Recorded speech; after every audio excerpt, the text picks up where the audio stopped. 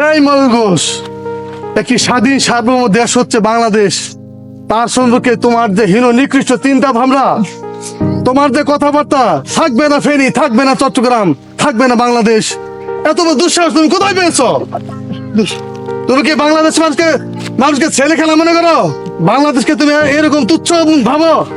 ছি, তোমার চিন্তা ভাবনা, তুমি বাঙালি নামের কলঙ্ক। বাঙালি জাতির এই মেম্বাররা, তারা আমাদের বাঙালি জাতির বাঙালি ভাই, তাদেরকে বলে মারধর করা যাবে না। এই জানেন, মারধর করা যাবে না, কিন্তু এই ময়ূর ঘোষের যে পাগলামি, এর পাগলামিটা এত বেশি করেছে যে সে বাংলাদেশকে মনে করে না, একটি রাষ্ট্র বলে মনে করে না। এইরকম হীন নিকৃষ্ট সাংবাদিক ওই কলকাতাতেই জন্ম নিয়েছে।